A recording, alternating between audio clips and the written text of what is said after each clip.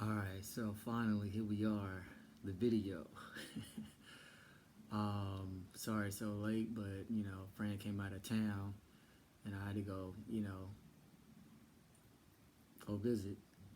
But anyways, this video is pretty much the intro to my my YouTube channel, and pretty much like, of course, it's connected to my Instagram, and it's a little bit about me, or the behind the Mr. Physique, as everybody know.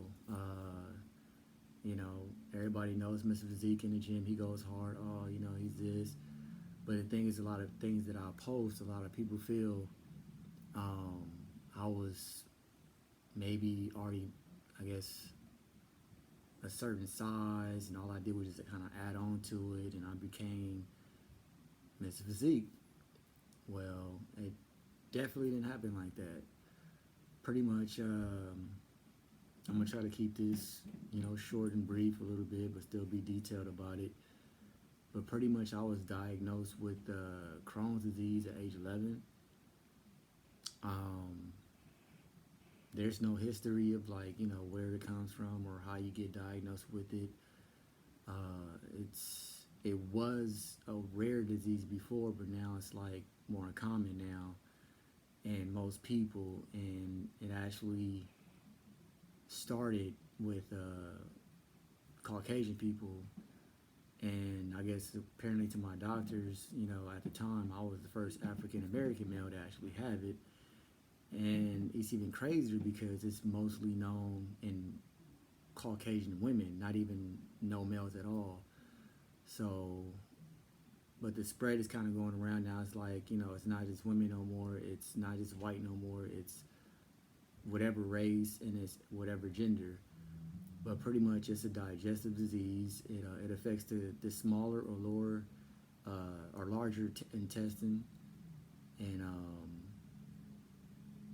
it's the pain is intense. Like, I really couldn't even explain to you the depths of it, of how bad it felt. But I can tell you this on a personal level is that it was a lot of pain, through the years. And of course, being a kid, age 11, 12, I mean, it's rough, what I'm saying? You've been forced to take medications. You're in and out the hospital. You're going to see this doctor. That doctor's clueless. And you go see a specialist. That specialist clueless. He sends you to a specialist. And, I mean, it was endless. And it's like, the pain is just increasing, and everything's getting worse. And you're not getting any better and everything like that. And it just kind of sucked, you know what I'm saying? So it's like, um, it was a few times, like, I mean, I tried to commit suicide, but, of course, being in a church all my life, like, my grandma was saying, you kill yourself, you can't go to heaven. So, yeah, so I kind of took the smallest or the light way out. I got a butter knife, is like the most I ever did, and just went like that across my wrist. Only made like a little ash mark, but it didn't really do nothing at all. It didn't break no skin. But that should just tell you, like, that's how like severe it was. Like, it wasn't just affecting my body. Like, the pain was like affecting me mentally, in the whole situation of, like, going to this doctor, that doctor, and all that stuff. I couldn't be a normal person. But yeah, I got a brother. We have the same mother and father, and he's well and good. Then I have a sister, and she's well and good. But it's like all this come crashing down on me, and it's like, why me out of three kids? You know what I'm saying? So it was always like little questions like that going on through my head. So um, I just thank God I just stayed sane the whole time, pretty much. But the worst moment was pretty much when my doctor set me down at age 12 at Cedars-Sinai Hospital. He actually told me to leave his office because he wanted to speak to my mom. And I'm like, nah, whatever you got to tell her, you can tell me, because I'm the one who's going through this. she's not. So whatever you're gonna tell her, you could tell me, cause I'm the one who's going through it. So just lay it out there. Let me know what's going on. And pretty much I was all right. So I sat in the chair. I was like, so I mean, how serious is it? And he was like, well, I mean, I'm gonna just give it to you straight. Like, you're not gonna make it to 16 or past 16. I'm like, how do you say that to a kid? Dude, I'm 12 years old. Like, you know what I'm saying? I haven't even got my life started yet. I don't even know what the heck I even want to be yet. You know what I'm saying? You telling me, like, I'm not going to make it to 16? You know what I'm saying? Like, that was, like, crushing right there. You know what I'm saying? It's like, I feel like I had to make a bucket list or something like that. And, I mean, who would know where to start? Like, I mean, you got this big world of things to do. And it's like, I never experienced, like, love. You know what I'm saying? Like, falling in love with a female. I never experienced none of that stuff like that. I want to experience all of that. Get married, have kids, and had a career and all that stuff like that. And you're telling me I ain't gonna live that long? So I was like, okay. And at first, I'm not gonna lie. I mean, being a kid, it hit me like, damn. I guess. Well, he said it. He must be right. He's the doctor. But that's why it's good to have like family and friends that believe and could have put a belief system in you, to make you believe in the greater good. And my grandma, my auntie, and my cousin, like, they all like, no, you gonna just stay strong, stay prayerful, have faith and everything like that. And of course, like, I'm hearing it, I'm like, okay, well, you guys have faith, so it must be strong enough. So I'm gonna let y'all deal with the faith thing and the prayer thing, since y'all believe in it so much. I'm gonna just kick back and just accept it. But I think the night before my surgery, when I was 14, but before the surgery, the reason why I had to go through surgery is because at that time I was actually in a hospital for like almost months at a time. And they're feeding me intravenously with like soybean this and this fluid and that fluid, a steroid, and iron, and blah blah blah blah blah. I mean, everything you could think of. And nothing was working. So it turns out I was losing maybe about 5 pounds per hour, which is extremely dangerous. So 14, I'm 30 pounds. That's when they said enough is enough. 30 pounds and you're 14. We got to do something about this, because you're either going to just wither away and you just die in your bed, or something like that. But I went through surgery, and pretty much what the surgeons told me is that I popped like a biscuit, because my skeletal system was the size of a 6-year-old, but the rest of my body and my organs was the regular frame of a 14-year-old. So once they slit me open, my guts pretty much like came bursting out like that, and I pretty much bled out right there on the table, and pretty much flatlined. And thank God they had my blood type on hand, and they were able to give me a blood transfusion and brought me back to life, whatever. And I guess I made it through, or not, I guess I did make it through. So that was a blessing in itself also. So I guess the prayers and everything like that helped a lot. They got me through, that's for sure. Gave me something to believe in. Of course, going through school, everything like that. I'm a small guy.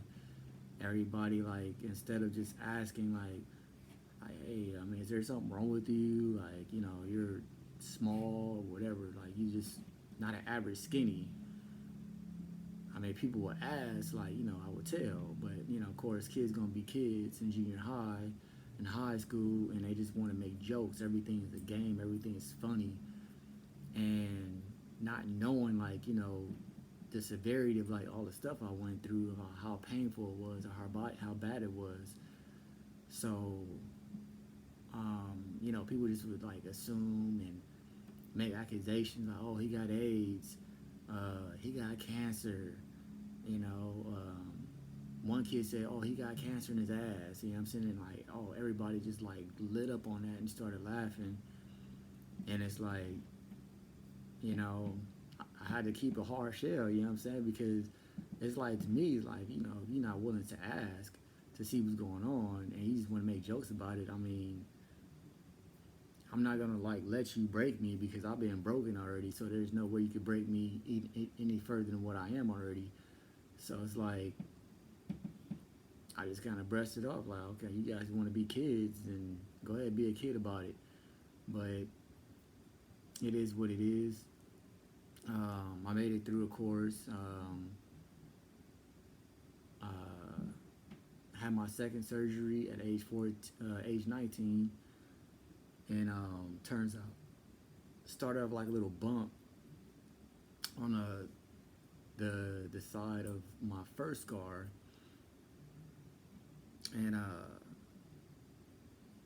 looked like a mosquito bite, something like that. But the thing that kind of got me weirded out about it was like it was like bloodshot red. Like, I'm dark skinned, you know what I'm saying? And this thing was like literally like a red dot on my stomach. So, it was small. I asked my mom, I was like, hey, what do you think it is? She was like, she didn't know, but I mean, it was really painful to the touch. So, me being out the hospital like all that time, I'm like, I'm not doing that. I'm gonna see what happens. So I tried to write it out, and it just got, as it got bigger and bigger because me scratching it and, poking at it and everything, just kept growing until it grew into like almost a knot. Well, not almost like a knot, it was a knot, like literally like the size of a golf ball, like sticking out my stomach. So that's when I was like, okay, nah, this is getting serious. And it's getting scary because it's a knot and I don't know what the hell it is. So I went to the ER. This Doogie Howser, straight up cocky doctor came out, and he just came out and said, oh, lay on the table. All right, laid on the table, pulled my shirt up so you can see it. And I'm like, dude, what do you think it is? And he's like, oh, that's a hernia. I'm like, well, can you touch it? Can you like feel it? Can you do some diagnosis on it besides it's coming out and just like assuming what you think it is? And he was like, nope, I know what it is. I've seen it plenty of times. I'm like, well, that's understandable, but in this case, for my benefit, I want you to touch it and see what it is to make sure, because it could be something else. Because it's a little too high on my stomach to be a hernia to me. But he did this, a little finger tap, and I'm like, oh my God, this dude. So I brushed it off, and he was like, "Go, you have to go back home. I'm gonna set up your surgery for the hernia, but in the meantime, you gotta push the knot back flat, just like that." So he got his palm, put it on my stomach, and pushed it back flat. So I looked at it. I was like, "Oh, okay." At that time, it didn't hurt. It wasn't. I mean, I felt it, but it didn't hurt that bad. Maybe because he did it and I didn't do it. But when I got back home, and this is all within 24 hours, I didn't even last, like the whole day, before I had to be sent back to the hospital. But that was like maybe early noon when that happened, when he did it. So I went back home, and I guess it came back out about maybe 6, 7 o'clock again that night. And I pushed it in, and it hurt. It was painful, but I got it back flat. And then I just kind of like, man, like, let me chill. So I went to sleep. Woke back up again. It was out. So now it's like maybe 10, 11 at night. Pushed it back in, but this time when I pushed it back in, like, it was so painful. Like, it knocked me out. I literally was sweating like a cold sweat, and the pain was just so unbearable, and it just knocked me out once I got it back flat, and I just knocked out. And then the next time I woke up was about maybe 2 or 3 in the morning, and my body's telling me, hey, I need to go take a piss. I need to go to the bathroom. And naturally, what do? Like, you kind of like shake your head a little bit, wake up, um, throw the covers off, kick your leg out. You get up, go to the bathroom. But my body was unresponsive. You know what I'm saying? Like, I literally stood there thinking like, okay, maybe I just woke up too fast, and my brain is moving faster than what my body could catch up to, and that wasn't the case. Like, my body really was not responsive.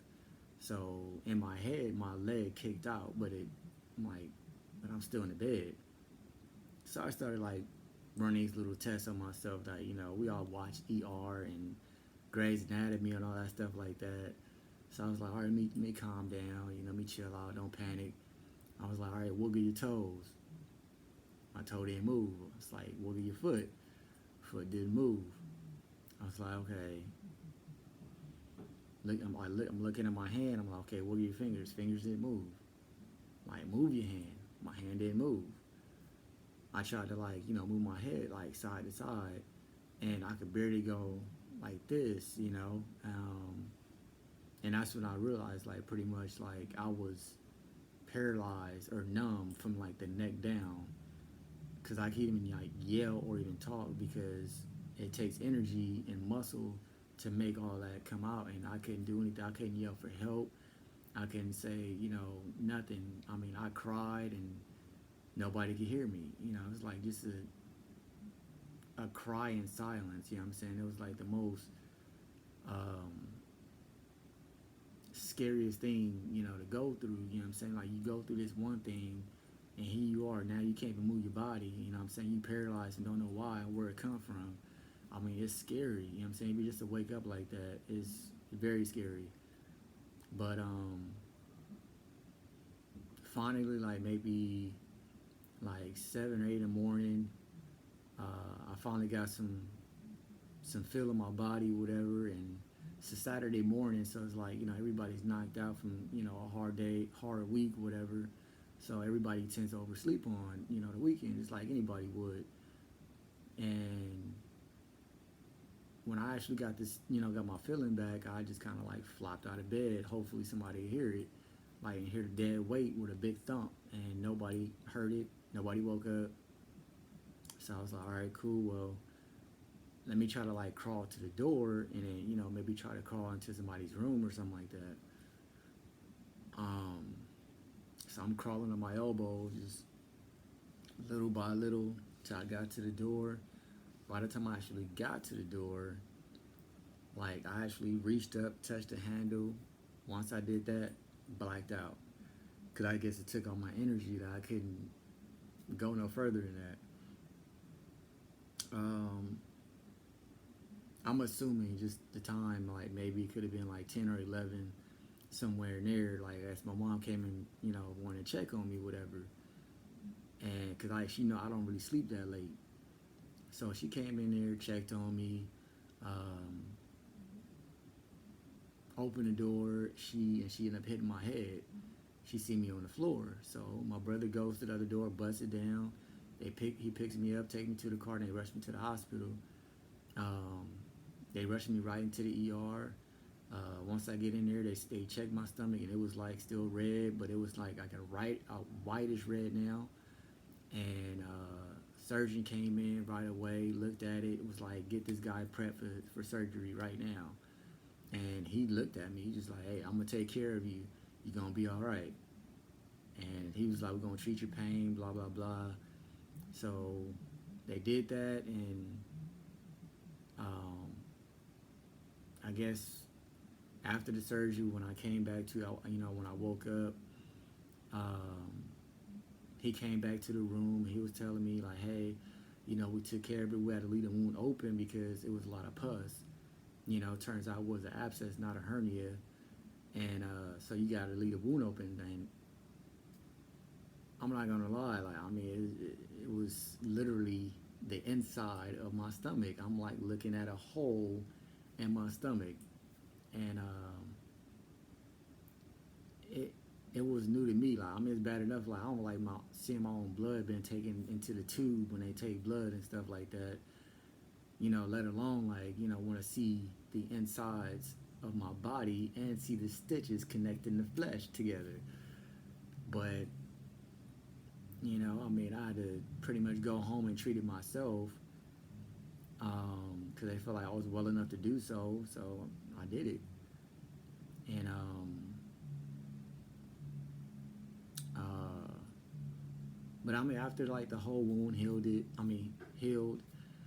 Sorry, it's late, but after the wound healed, which took about 7 to 8 months or something like that for like just the outer flesh to mend back together, and I still had to wait like a few more months to like even do anything as far as like if I want to go back to work or do anything active because I still had to worry about the inside. The inside doesn't. It takes a year for just the inside itself to heal, or like a little longer depending, um, on how I wasn't active at all. So I guess I was pretty much good as far as like my flesh mending back together.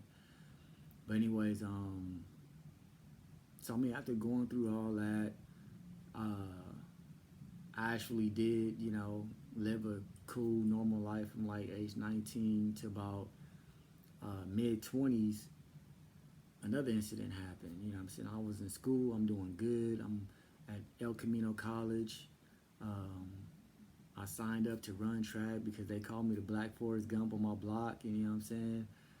Uh, I was modeling. It was like my first year of modeling and everything like that. So I had a lot of good stuff going for me. I had a good job. I saved up money. Had a Mustang. I mean, I was living it. You know what I'm saying? I felt normal. I'm like, dang, like this feels good. I can do my own thing on my own strength, and like I'm able-bodied and everything. I feel good. And next thing you know, me hanging with friends, I get shot. Not a street person, not a gangster. Never been in the streets like that. Always been reserved. You know what I'm saying, to myself and me. I got shot, and wow, I mean, that was a hell of a night. But pretty much like the next day, I'll never forget that phone call when the detective calls me, and he's like, Jamal, like with a question. I'm like, yeah, this is my cell phone, man. Like, you ain't gotta say it like that. Like, what's going on? He was like, man, I'm sorry. I mean, I'm used to like going into a scene like that. You know what I'm saying, with like yellow tape everywhere. Like, it's usually a homicide. I was like, well, how many rounds was it? And he was like, it was at least over 40 rounds in that whole front yard. And he was like, how many times were you hit? I was like, I only got hit once. And it just, it hit the right side of my knee, shattered my tibia, and it exited. And he was like, well, you're lucky. I was like, no, in that case, if you're saying it like that, and then it should have been a homicide, I am blessed. That's what I am. There's no luck in that, sir. And he was like, well, I'm just glad that you're here. So I was like, all right, cool. But I mean, that was the longest 9 months of my life. I had to start all over, even like walking. I'm walking on crutches. I mean, I'm at home. Like, I had to take time off of work, and I don't like sitting still. For anybody that know me, I'm still like that. I can't sit still. I gotta keep moving. I gotta it's something I gotta do. And pretty much, I ended up going back to work. I got tired of like being at home. I was like, hey, I can still drive a forklift. You know what I'm saying? I'll figure it out. If I gotta like elevate my leg, and I did. I mean, I drove my Mustang, put my right leg in my passenger seat, and I drove to work on my left foot, and got to work, got in the forklift, put my right leg up, and drove the forklift, and it's still doing it. But after a little while, the doctor had told me before, like if I seen like yellowish fluid around my wound, I mean, that's an infection. And sure enough, I saw some yellow fluid, so I called my doctor. I was like, hey, it's like yellow fluid, but it's kind of like hard, kind of crusty. Like, what does that mean? And he was like, yeah, that means it's infected. Like, are you keeping your leg elevated? I was like, well, I mean, I am, but like not consistently. It's like up and it's down, it's up and it's down. It's like kind of back and forth throughout the day. And I was like, I got bored. I came back to work. I mean, I couldn't do it, but I mean, I still keep my leg elevated. Obviously, I guess it wasn't enough elevation, so ended up getting infected. Uh, so I had to like pretty much go back home, keep it elevated the whole time, keep putting solution on it until like it actually healed up, until they were able to take the bars out of my bone that mended it together. And even still after that, I mean, it was an ordeal. Like, I mean, like I had to walk on it, and I felt like a baby because just a little pressure, like I pretty much like walk, damn near fall to my knees. And but it's cool. I had great support. Like my cousin, my homeboy. He was there. He would come by the house, pick me up. Like, hey, I'm taking you to go see a movie. You gotta get out the house. And I had to walk. Cousin to pick me up. We go to South Boys College track, and we'll walk around there. And he was like, you gotta give me like at least 2 laps. I mean, it took me like I don't know how many hours just to walk 1 lap. So let alone two. I mean, it was rough. And I pretty much like I cried. I ain't gonna lie, I cried like the whole way. 'Cause I'm like damn, I gotta start all over. Like walking, I can't even walk.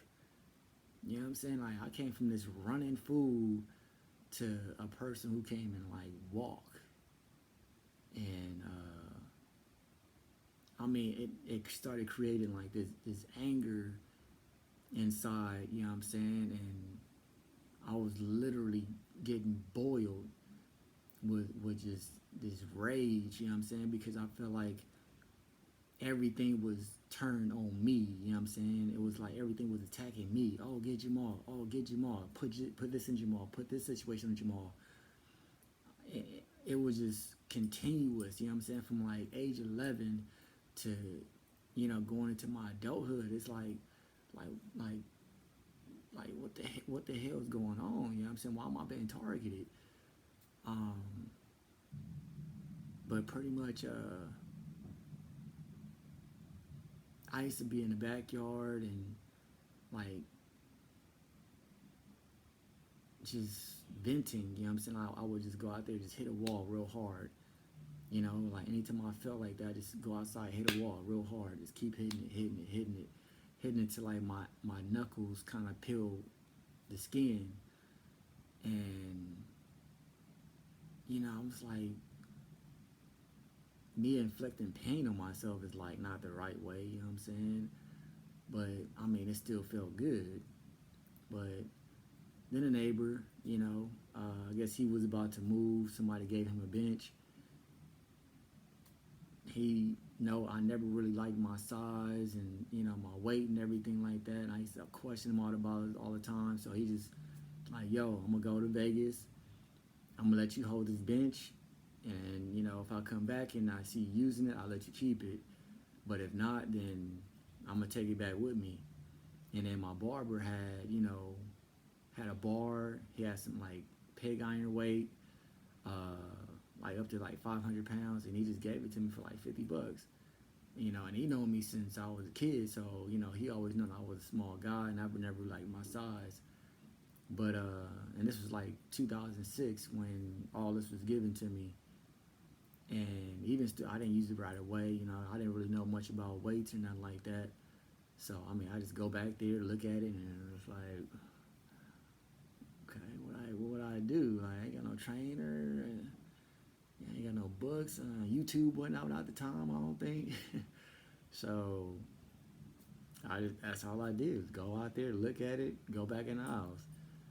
But January 2007, I was like, you know what? It's a bench. You know, I used to live with the football players in high school. It's the same. It got to be the same thing. It's just different by myself. I got nobody to spot me, nobody to look after me and make sure, I'm doing whatever right. So I'm like, I'm gonna just lift the bar. So went out there January. I don't know if it was the first or the second, whatever it was, but I went out there the first week of January and I hit it and never put that bar down since. Unless I was sick or something that severe, I'm saying, like had a flu or something like that. That was the only time I didn't hit the gym. And, just throughout that whole time, it wasn't that much time. I mean, I was literally in the gym like that whole time. And for me, it was more so not, it was to help me like be comfortable and confident in myself, but I didn't know the physical change was going to be so dramatic. But it was also more, it was an outlet, and it was a great outlet because I used to write poetry. That's how I used to, vent. Like I could vent to like paper with my thoughts and everything, like how I felt without being judged. You know what I'm saying? Because if I was to vent to anybody, they'd be like, "Whoa, dude, you're freaking nuts. Like you need to see a psychiatrist." You know what I'm saying? So, like paper was my therapy, but then when I got the weights and I'm angry, I'm mad, I'm stressed, and this and that. Like I could just drill it out, and like I was creating like this pain and all my muscles, and I was like, I liked it. I mean, it felt good. It was relieving. You know what I'm saying? It's like, damn, like what was I thinking about? What was I mad about? What was I stressed about? You know what I'm saying? And like it felt good. The energy just felt good, and like ever since then, I just loved it. But like I said, over time, I was lifting so hard and doing it like this. I got real creative with it. Now I'm in the gym, not the backyard no more, and like I'm meeting people. Uh, People loving my creativity as I'm like working out, and that's when like some people at the gym was like, "Hey, like dude, why don't you compete?" I never thought about competing. I'm like, I'm just lifting, I'm not lifting because it feels good. They were like, but you're big as hell. Like you got this perfect physique and all these abs and cuts and rips and everything like that. Like, what are you doing with it? Like, are you a bodyguard? Are you a kickboxer? Are you a fighter, a boxer? Like, you need to be doing something with it. Like, you need to showcase it. So I mean, I was like, I guess I'll look into it. But I'm a little like small to be bodybuilding. I'm not a big guy. I'm not a juicer like that. I'm not gonna be juicing up. Like I'm all natural. They were like, dude, they have like a thing called men's physique. I guess it was like a new class that came out around that time. Um, so I did it. I looked into it and signed myself up for it. Bought my first NPC card, uh, and just threw myself out there. I'm a shy person, so me being on stage in front of like a lot of people, especially with my shirt off, for the first time, it was like, damn, what I'm saying? Everybody, looking at me like I'm on stage. But it was actually amazing because I'm showing me. Like I felt confident for the first time in life because I was proud of what I was now. I could take off my shirt and like, damn, I got abs, I got arms, I got shoulders, I got chest. I'm saying? You can't see my rib cage no more. You can't see my clavicle. Like it don't stand out no more. Now I got some little, traps, whatever. You know what I'm saying? Like my arms ain't little bird arms no more, where you just like look like you can see the crease of the bone in my in my arm and stuff like that. Now I got little muscles, so I feel confident. So I was like, all right, cool, I like this. And it all showed on stage, and I actually won 3 out of 4 shows that year in 2014. And of course, even still, I kept lifting, but it made me hungry for more lifting, like in a different way, like competitive way, like now I gotta be better than that guy, you know what I'm saying? Like if I go 6 reps and I fail for 2, Like that other guy just probably went for 10 and he's going bigger than me. So I'm like, it was always that drive, like to keep me going harder besides what I was doing before. And I liked it, you know what I'm saying? Like that, it was very energetic. But um, pretty much like that's the whole backside of Mr. Physique, you know, whole Instagram that people know and everything like that. Sorry, I didn't really take no pictures like when I first started because, like I said, I didn't know like this physical change was gonna happen the way it did. You know, if I would have known that, I would have known. I would have took pictures way back then so people would see like exactly what I was. Um, but also on another page, that's the history of me. But now people ask me when I'm in the gym and I go so hard, you know what I'm saying? Like, what makes you go so hard? Everything I've been through, you know what I'm saying? Every situation, me being in the hospital, me going through this, me going through that, me feeling like this, feeling like that. I mean, and it's like when I'm in the gym, once I enter that door and I got like, you know, my music on and everything like that, I'm straight focused. Like, I'm about to kill myself. I'm about to go commit gym suicide right now, you know, because I could go out here and throw my emotions and everything how I feel with these weights without nobody saying like, dude, stop doing that. That's not yours to mess up or um, to be, you know, thrown around. You know what I'm saying? Like that's what the gym is for. It's going there to be a grunt, like just go drill it out. You know what I'm saying? And that's what I was doing. And everything that I've been through, like all that stress, all that mental rage I was going through, like everything I could think of, you know, it raged me to just keep going and push harder, go heavier, more pain, this and this.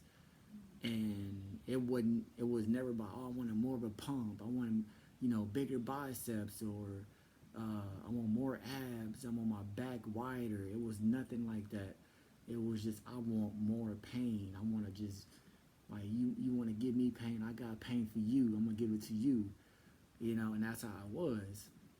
And I mean, that's how it still is, you know, today. Like, I mean, I use all my past, whatever I go through, and we all go through stuff. Like, you know, you continue to go through stuff as you age.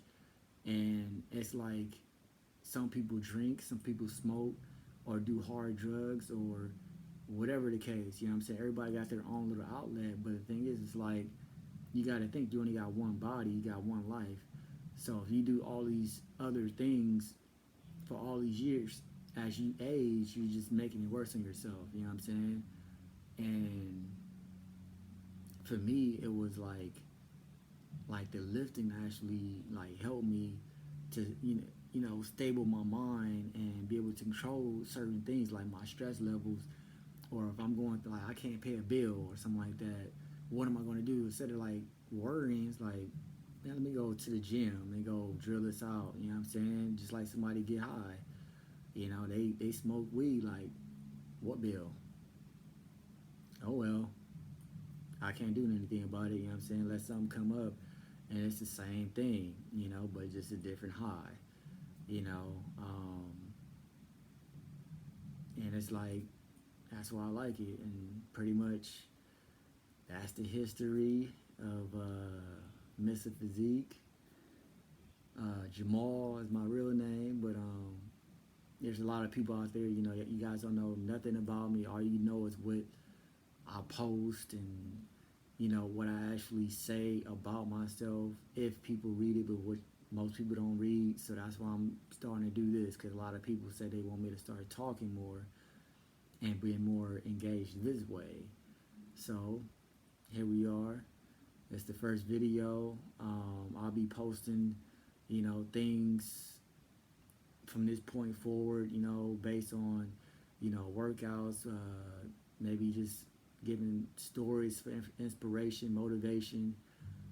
If you guys have any questions or concerns about something that maybe something you just want to know, either about me or about exercise or whatever, or about yourself, like how to lose weight, how to gain weight. Should you eat this way, eat that way? Like, I could do a video, I'm saying, to um, give you answers or feedback and stuff like that. So be looking out, so for like future videos just like this. They probably won't be as long as this one, but there will be more videos definitely. So stay tuned and keep grinding.